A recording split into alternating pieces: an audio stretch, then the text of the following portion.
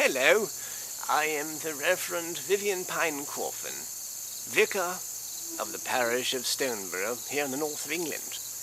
Today I welcome you into the fold as we perform the Remembrance ceremony for the man best known as Chap in the Boot. Apparently he was a former parishioner of mine, though I don't recall him personally, but one thing I do know is that he was a very big fan of Lonely London Lad, that underground rock star who's making a big splash on both sides of the Atlantic. And in the spirit of full disclosure, I should say that I am being paid rather well to conduct this ceremony in front of the camera, as it were, for the world-wide fan base of Triple L, as I like to call him. Chap in the Boot, not much is known about him, and what we do know I shall now convey to you. First and foremost, he was a very big fan of Lonely London Lad, and but he was rather thrifty. Even though he professed his great love for the lad's music, he could not pony up the $20 necessary to purchase the double CD debut of the lad, and for good measure was put into the boot of the lad's Rolls Royce, which I believe to be a 54 Silver Cloud. Is anybody? Yes, 54 Silver Cloud, very nice car. In much worse places one could be.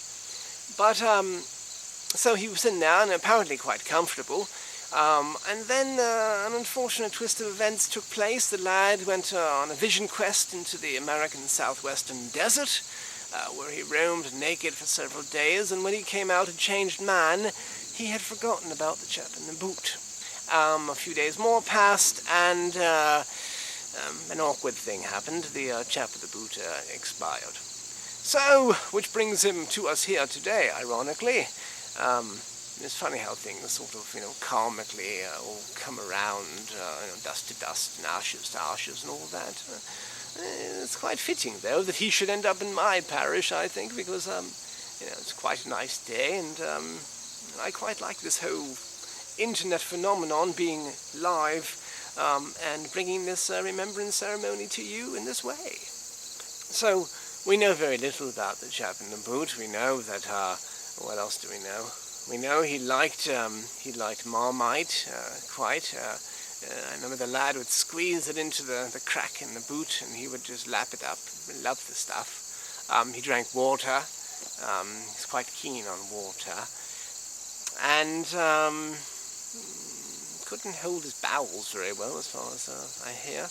But apart from that, just an ordinary chap in many ways, and it's quite awkward that he should meet this end. Right. I don't have much more to say about him. Shall we just send him off with a hearty farewell and chin-chin and all that? Good luck, old man, carry on. Don't be too grim wherever you're going, up or down, wherever it may be. And of course, as a parish priest, I also have the moral dispensation to provide a message with everything I do say publicly. And I would like to say one thing, and that is to recommend you not end up like the chap in the boot. And the only sure way to do that is to purchase the double CD debut of Lonely London Lad. I think I bought my copy.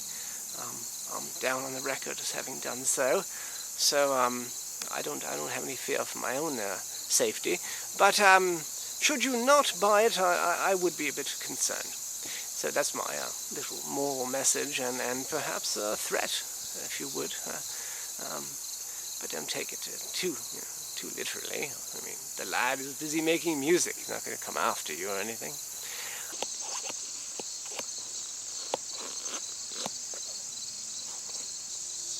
Well, as we say goodbye to Chap in the Boot, we also say goodbye to you now. I must close my broadcast here and wish you a most pleasant evening. Here in Stoneborough, the weather is more than lovely. It's blessed. And I wish you all the best. Keep listening to the lad. Keep your ears on the horizon for yet another album, which I hope is not too far off. But for the meantime, Buy the one that's out there.